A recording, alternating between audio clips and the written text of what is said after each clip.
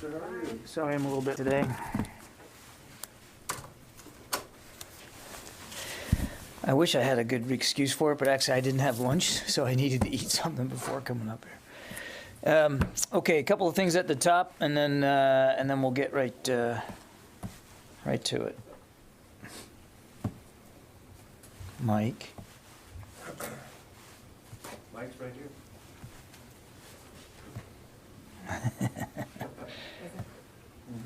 Want to switch? Yep. This was just working 5 minutes ago. Thanks. Technology. Okay, I think you're aware that this afternoon the Secretary issued a memo directing the Department of Defense to provide him with a civilian harm mitigation and response action plan within the next 90 days. This action plan outlines the steps the department will take and the resources that will be required to implement appropriate recommendations from recently completed studies of civilian harm, studies that were sponsored by DOD. The protection of civilians remains vital to the ultimate success of our operations, and as the Secretary has noted on more than one occasion, it is a strategic and a moral imperative. The memo, if it's not posted right now, it will be posted very, very soon. I know that you guys have been able to talk to some folks about it, so I'm happy to engage questions on it as we go forward today, but I do encourage you to take a look at it. Now, some of you may also be aware, but the department has issued guidance pausing all activities related to processing civilian vaccination exemption requests and any disciplinary actions for failure to become vaccinated for federal civilian workers. This guidance ensures compliance with the nationwide preliminary injunction order issued on Friday, the 21st of January, by the U.S. District Court for the Southern District of Texas. This injunction does not extend to military members or to the department's other force health protection measures such as masking, testing, physical distancing, and travel limitations. And then finally, yesterday marked the beginning of exercise Keen Edge 22 with members of the Japan Joint Staff, U.S. Forces Japan, and U.S. Indo-Pacific Command. This annual bilateral exercise is designed to deepen relationships between the U.S. and Japan and to improve interagency coordination, combat readiness, and interoperability between our two nations. It's taking place from the 26th of January through the 3rd of February, and the primary exercise locations are Yokota Air Base, Headquarters U.S. Forces Japan, Ministry of Defense in Tokyo, Japan Self-Defense Force Headquarters, and Camp Smith, Hawaii, U.S. Indo-Pacific Command Headquarters. Keen Edge is a regularly scheduled exercise that achieves mutual security objectives and and strengthens U.S.-Japan military interoperability.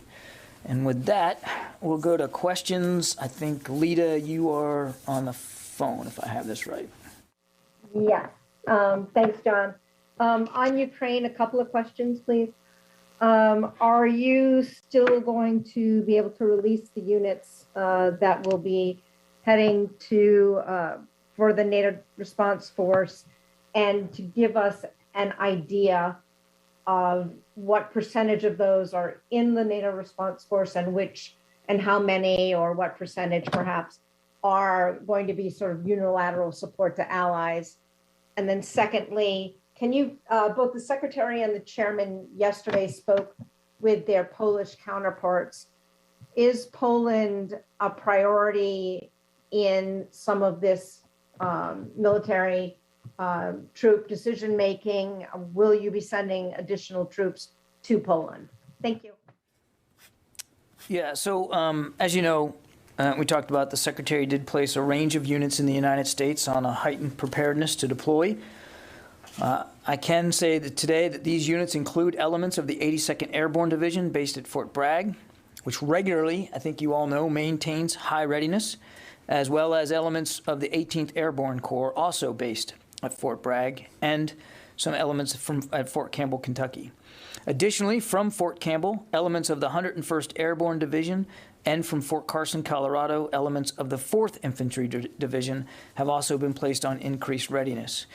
Now, we were not going to, and we don't intend to provide an exhaustive list of every unit that's being placed on prepare to deploy orders, but I can say that other units that will now have an increased readiness posture include elements from Fort Carson, as I said, Davis-Monthan Air Force Base, Arizona, Fort Hood, Texas, Joint Base Lewis-McChord, Washington, Fort Polk, Louisiana, Robbins Air Force Base, Georgia, Fort Stewart, Georgia, Wright-Patterson Air Force Base, Ohio, and select additional locations in the United States. These units, all told, include medical support, aviation support, logistics support, and of course, combat formations. I want to just underscore one other note, and that is, as I said many times earlier this week, these forces are on a heightened preparedness to deploy. They have not been activated.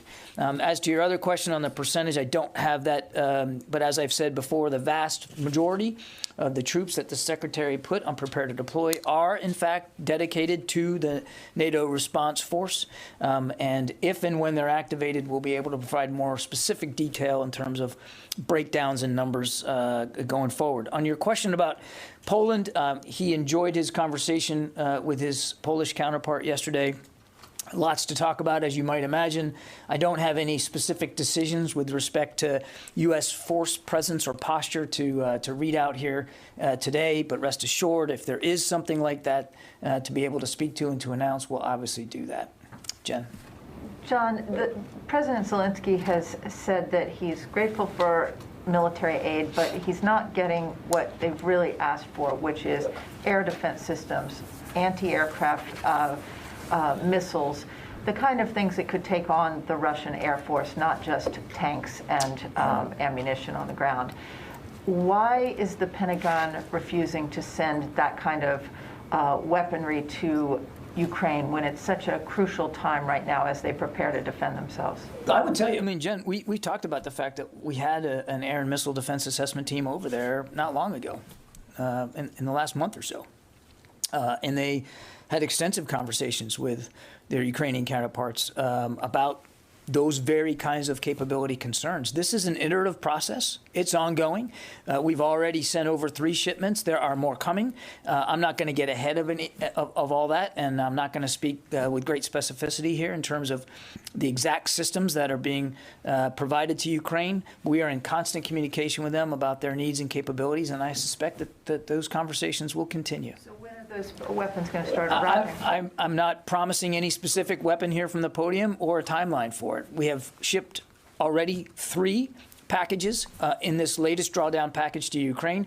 There are more coming, I suspect in fairly short order, and we're specifically not detailing every item that are in these shipments. I think you can understand why we would want to be careful about advertising publicly the kinds of capabilities that were given to Ukraine, given the size and the scale and the capabilities that are arrayed against them on the other side of their border. It just seems like this is the 11th hour. What is taking so long? There's no 11th hour here, Jen. We've been providing, in the last year alone, we have provided many millions of dollars worth of capabilities to Ukraine, 60 million just over the course of the spring, and then in December, President Biden authorized another 200 million.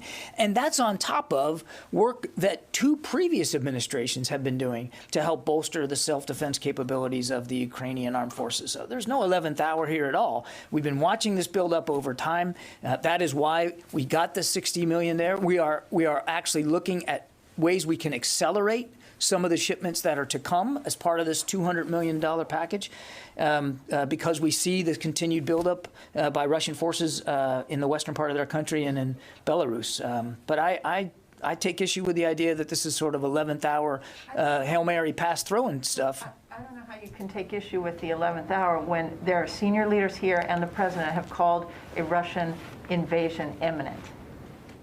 The fact that it is possible that it's imminent doesn't mean that we just woke up to the fact that they had been building forces. We've been talking about this now for a couple of months, what we've been seeing on the ground. And there have been lots of conversations with us and our NATO allies, as well as our Ukrainian counterparts. We've read all those out. You can go back and look at the readouts. I mean, it's not like any of this came as some sort of shock, but we have, as we've continued to see the accumulation of combat power, and as we have now seen that so far anyway, Mr. Putin has not elected to to de-escalate.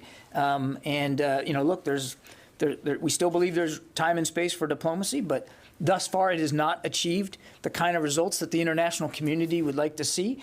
All that combined has led us to, again, want to contribute more capabilities to Ukrainian armed forces and be ready to contribute more capabilities to our NATO allies. So, thank you, John. First, I wanted to know if you have noticed any change in the Russian posture, military posture around Ukraine in the last few days. And then you said Tuesday that all the 8,500 troops were coming from US, but Secretary Blinken said yesterday that they were coming from US and some were stationed in Europe. So I wanted to know exactly what is what. And what is the proportion of combat troops in these 8,500? Yeah, I'm not going to get into a breakdown. I've gone and given you as much detail about the forces that the Secretary put on prepare to deploy orders that I'm comfortable doing right now. As for Russian buildups, we continue to see, including in the last 24 hours, more accumulation of credible combat forces arrayed by the Russians in, again, the western part of their country and in Belarus. So without getting into a tick-tock every day of how much more we're seeing, we continue to see him add to that capability. Not dramatic, as I said the other day, also not sclerotic. And then on the breakdown of, as I said on Monday, these troops that we talked about, this 8,500 on Monday, were coming from stateside facilities, and I just read to you the entire list of where they're coming from. But I've also said, Sylvie, and this gets at Secretary Blinken's comments, that we're not taking off the table the possibility of using forces that are already in Europe, who many of whom are already on an accelerated readiness posture. Not all, but some. Some are there on rotational deployments. Some are permanently based there. We've not ruled off the table the idea of maybe using some of them to also bolster our NATO allies if they need that. So it most likely, should there be a movement of American forces on Allied territory, a growth in that, an increase, it's entirely likely that some of that will be achieved through using organic capabilities that General Walters already has on the European continent. Janie. Thank you, John. U.S.-South Korea military exercises. You said that the U.S. and Japan are conducting the regular military exercises. When will the U.S. and South Korea joint military exercises resume normally? I don't have an update for you on the U.S.-South Korea exercise regimen. I would point you to U.S. Forces Korea for more information about their exercise regime. I think you know, and we've talked about this many times, just like we're doing with Japan, I mean, we tailor exercises for the capabilities that we want to improve, for the threats and challenges in the region and in the area. And we don't do these things in a vacuum. We don't do them in a vacuum with respect to what's going on in the region and around the world. And we don't do it in a vacuum when it comes to our allies. The Japanese are also our allies. And just like with the South Koreans, we're going to continue to consult with our allies as we move forward with training events. Indications, North Korea is firing missiles almost every 4 days this month, as you know that. While Yes, I do. this is a six. You won't let me forget. 60 months. You never know how many they're going to do forward.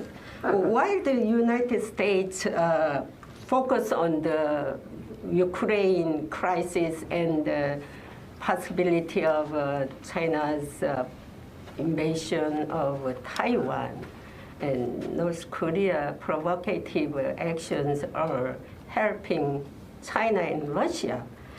My question is, how is the United States win-win strategy working in response to these multiple aggressions?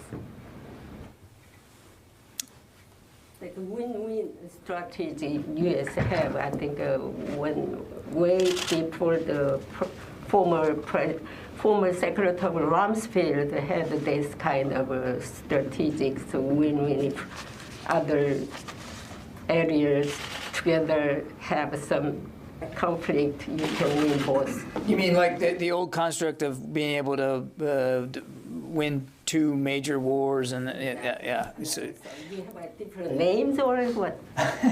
so I'm not sure you mean it this way. I'm obviously not going to preview the national defense strategy, which we're still working on. So when you talk about Secretary Rumsfeld's, win two major conflicts, I think that's the construct you're talking about. What used to be in national defense strategies past. We are working on a new one now. We hope to be able to talk about that with y'all a little bit later. I'm not going to preview here from the podium what's in it. It's still in draft. It's still being worked. But the gist, I think, of your question is, why can't we walk and chew gum at the same time? And we can, and we are. Just because we're focused on bolstering our NATO allies in Europe right now, given the worrisome accumulation of combat credible power by the Russians in and around Ukraine, doesn't mean that we aren't still focused on the pacing challenge that China represents to the department. You've heard the Secretary talk about that. He continues to have regular drumbeat meetings, which he chairs, on the China pacing challenge and exploring operational concepts for how we can better meet that challenge. It doesn't mean we're not talking about integrated deterrence, not just in the Indo-Pacific, but around the world. It doesn't mean that, and you've heard me talk about, I don't know how many times over the last few days, the continual threats and challenges in the Middle East. And certainly, we're mindful of the destabilizing behavior by Pyongyang with respect to these recent tests. As a matter of fact, on nearly every single one of them, we issue a statement. And we make it clear that we're condemning these attacks. And we continue to call on the North Korean regime to stop these provocations, which in many cases violate existing UN Security Council resolutions that the whole international community should be signing up to. So, Jenny, I mean, I appreciate the question, but there's a lot on our plate, and we're focused on all of it. Just because right now one issue obviously is certainly capturing the attention of the world community doesn't mean that we're not equally pursuing and focused on other threats and challenges to the country. If you go back and look at the memo that the Secretary issued, within just a couple of weeks of taking office, he stated very clearly his number one priority is to defend this nation against all threats and challenges, and that's what we're doing. Now, I can maybe go to the phone here, because I got a lot of people here. Joe Gould from Defense News.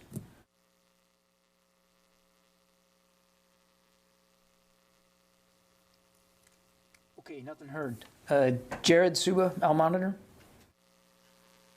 Hi, Mr. Kirby. Just wondered if you could tell us a little bit more about this directive from Secretary Austin on civilian casualties. How does this build upon? Does this incorporate any conclusions, or how does this relate to the previous inquiries pushed by previous Secretary Mattis and Esper? Thanks. It's informed by the work that has gone before, clearly, by both Secretary Mattis and Secretary Esper. But I would say, just philosophically, even before that, I mean, you have to remember the Secretary was a ground commander in Iraq and Afghanistan. This is not an issue that he's not familiar with.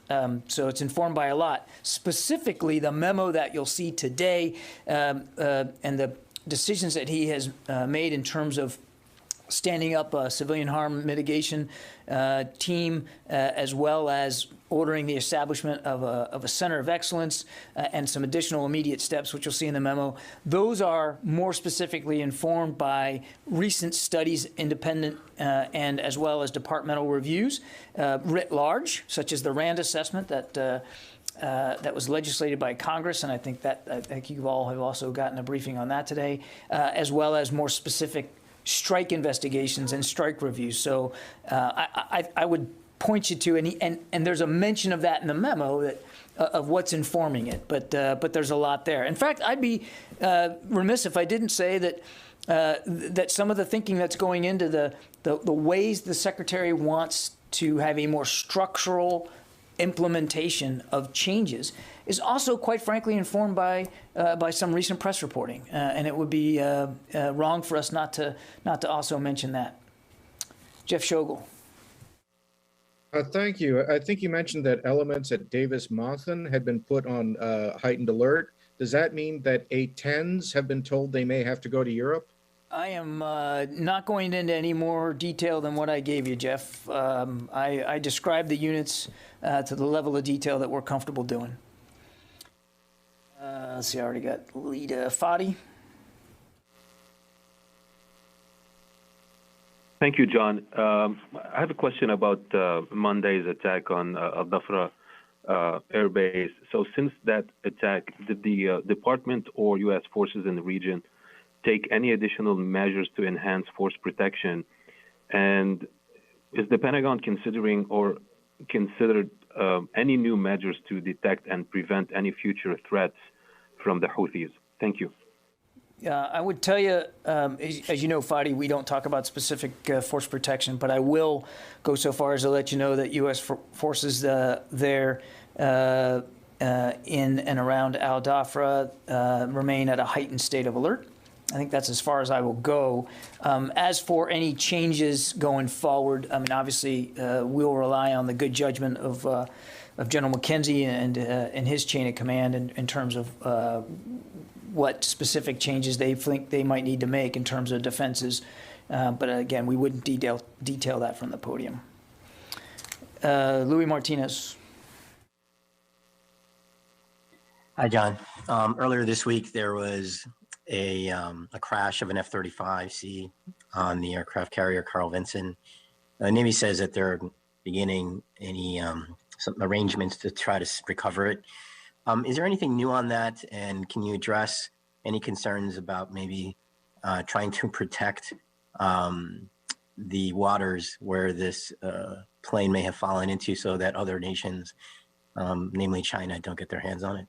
Yeah, you probably have seen the Navy's statement. They do intend to attempt a recovery of the aircraft. I want to say right off the top that we have received word that those who were injured are doing better, and we're absolutely delighted to hear that, and continue to hope for a speedy and safe recovery for them. And our hearts are with them and their families right now. I won't speak to specific recovery efforts by the Navy. I think they're far better to do that than I am.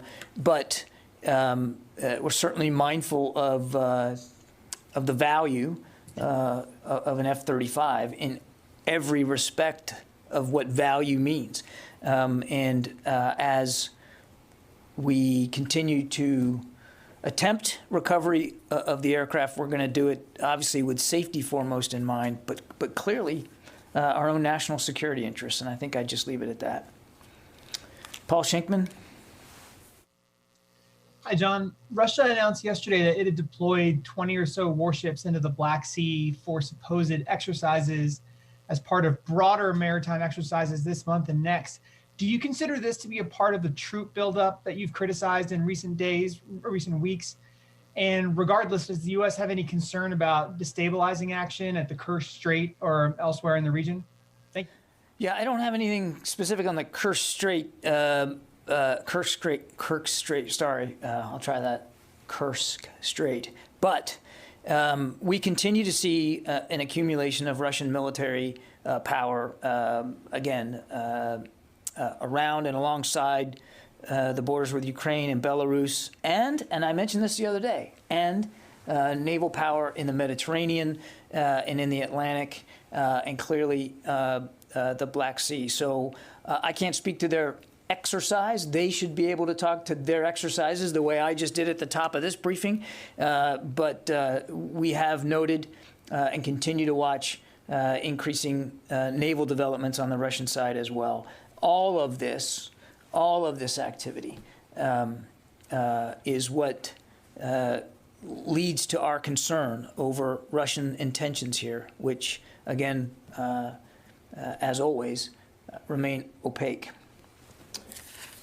David Martin, CBS. John, you said entirely likely that if there is a plus-up in Europe, some of that plus-up could come from troops that are already there. I should say plus-up on the eastern flank of Europe. Some of that plus-up could come from troops already in Europe. Have any units in Europe been given prepared to deploy orders? Many of the rotational troops are already on a heightened posture, David. I believe that General Walters is taking prudent steps to make sure that if we need to move forces from inside Europe to other places in Europe, in Allied territory, that he's ready to do that.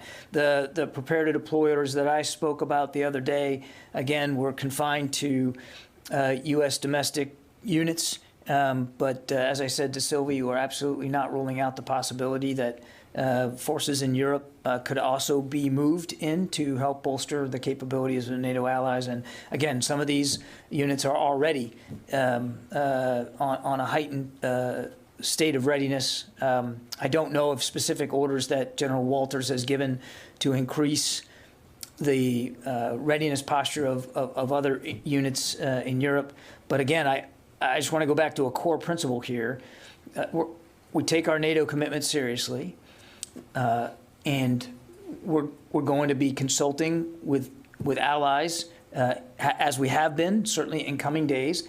And if there's ways in which we can help bolster their capabilities to help their defensive postures, we're going to take a serious look at that. And not all of that has to come or necessarily will come just from stateside. Yeah, Tom. John, I have three quick follow-ups to questions asked earlier. One, on just what you said about General Walters. Does he have the ability to put troops on heightened alert without the Secretary doing it? In other words, Secretary Austin did the orders for here.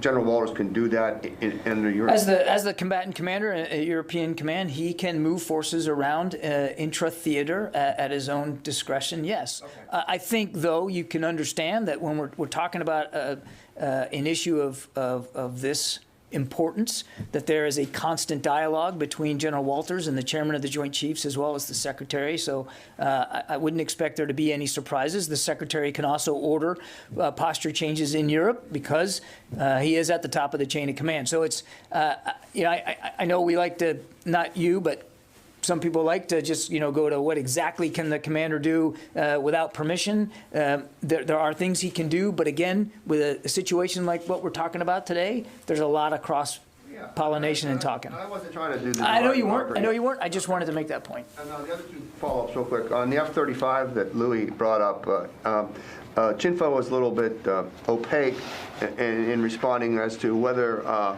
that any other nation can actually get the F-35. It's under my impression that that's U.S. territory, U.S. property, and no one else can sort of salvage that. What's your understanding of that? I'm not a lawyer, but it is U.S. property, and the Navy is going to make an attempt to recover it. Okay, and finally, one of Jen's questions regarding anti-aircraft weapons, and you don't want to disclose everything. In the briefing earlier this week, you said one of the key reasons troops may go to Eastern Europe to bolster our allies there is to show the Russians the determination and to sort of dissuade them perhaps of adventurism. Would not the Russians, knowing that there's some anti-aircraft weapons aiming at their potential planes, help dissuade them from attacking? Look, there's lots of things that we would like to dissuade them from doing what they clearly have the capability to do. I'm not going to speak about specific systems. I just won't do that, Tom. But the United States has been nothing but clear about the importance of Russia not conducting another incursion into Ukraine and the consequences that would come from that. At the same time, we have two other responsibilities that we take seriously. One is, of course, to NATO and to our Article 5 commitments inside the alliance. And number 2 is to helping through security assistance, helping the Ukrainian armed forces better defend themselves. We are just at the beginning of a whole new package of assistance material. As I said, there's been 3 shipments. There are more that'll be coming. We're trying to see if we can accelerate them. We're not going to detail what is in each and every shipment, but there will be both defensive and offensive capabilities inside those shipments. Mike. Yeah, John, about the NATO response force. I'm interested in it as an organization. Who will command it? I know it's under the control of SACEUR, but who actually will command it? I want to go back. When I said defensive and offense, what I meant was lethal and non-lethal. But poor choice of words on my part. But there are In the shipments, both lethal and non-lethal assistance. both offensive and defensive. Well, all designed to help Ukraine defend itself. Thanks. Sorry, Mike. That is what I meant to say. I'm glad I had a chance to correct that. So who will command the NATO response force? Is it an ad hoc unit? Is it like a permanent unit with a structure and a location, or is it an ad hoc creation that gets sort of formed as it's needed? Or? Ultimately, it's under the command of SACEUR, in this case, General Walters. It has not been activated, and so the exact C2 relationships, I think, have yet to be worked out. And in the case that we get there, Mike, that's really a better question put to our colleagues at the alliance. It's an alliance structure. That France is going to be. I don't think they've gotten that far yet, since it hasn't been activated in terms of what the chain of command is going to be. That they control it this year and. Again, Mike, you're asking the wrong guy. I'm not an expert on how the NATO response force is activated and what the C2 looks like, command and control looks like.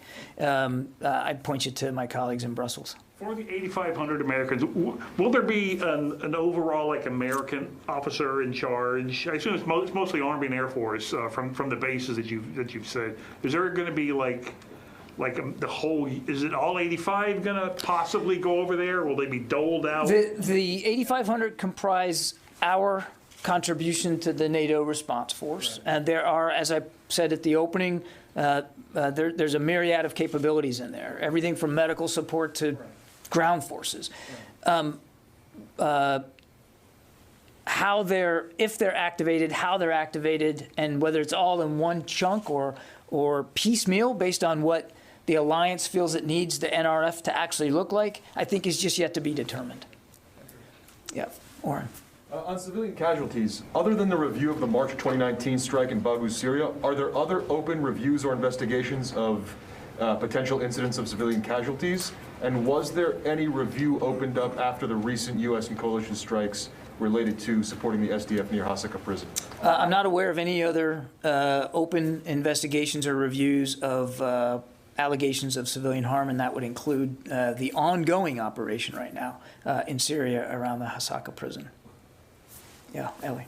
John, the president said he's not putting troops in Ukraine, but there are members, as you mentioned, of the Florida National Guard there right now. Is there any update to bringing them home? And if Russia invades, would it be too late to get them out? There's been no decision at this point to change their mission or their status, their posture inside Ukraine. The members of the Florida National Guard are still there in an advisory and training capacity. As I've said many times, their safety and security remains a paramount concern to the Secretary, and if and when we believe that for that safety and security, a decision needs to be made about moving them, the Secretary will not hesitate to do so. We are in constant communication with their chain of command, certainly with General Walters, about his assessment of what's going on the ground. I wouldn't get ahead of decisions that haven't been made yet. But again, their safety and security is going to be a chief concern for the Secretary, and we're going to take their protection and their safety very seriously. It is not a very big number. I think it's around less than 200. So in the event that they had to be moved, we believe that could be done in a fairly expeditious manner. I was just curious because I know they're asking some Americans to leave Ukraine, so I didn't know why wouldn't they be included in that. Well, the State Department has made it clear to American citizens, civilians, that this is not the time to be going to Ukraine, and if they're in Ukraine, they're encouraging them to leave. I think you saw that they also have authorized the departure of, ordered the departure of some eligible family members, but our diplomats are still at work in Kyiv, and our trainers are still at work in Ukraine. We're going to watch this every single day. I can't speak for my State Department colleagues, but here at DOD, if and when the Secretary decides that it's time to move them out, we'll do that. And again, the numbers are not that big. This would not be a huge undertaking to do. And if I may, just one more. The number 2 at the State Department projected yesterday that there could be an invasion by mid-February. Are you seeing that same intelligence? And if so, how are you making preparations around that intelligence? I'm not going to speculate on timing. We've always said, and said for quite some time, that another incursion by Russia could be imminent. And imminent means imminent. So we're watching this every single day, and I think I'm just going to avoid the temptation to guess as to what the timing would be. The only thing I'd add is we still don't believe that there's been a final decision by Mr. Putin to launch another invasion. We still believe here at the department that there is time and space for diplomacy. I think you saw Secretary Blinken, they talked about this just the other day, and the State Department has, in fact, responded with some written responses to the Russians, and so we're waiting to hear their feedback on that. So we still think there's time and space for diplomacy. I think, obviously, that's the preferred path here, to de-escalate in a peaceful, calm way and destabilize without any shots being fired. But we're watching it every single day. Hey, John, sorry to interrupt, but you said to Ellie that it's imminent, and you said to Jen it's possibly imminent. Which is it? Imminent. Okay. Thank you. But by imminent, I don't mean I'm telling you it's going to happen tomorrow. We've long said that, an incursion could be imminent. That's why I like to make sure we're speaking the same definition. I think that's always a good idea, Tom. But again, we're not going to be predicting here from the podium. We still believe there's time and space for diplomacy. We'd like to see a de-escalation. We'd like to see those troops go back home, and we'd like Mr. Putin to take the right steps to de-escalate the tensions. Okay, I think I got everybody. Thanks very much.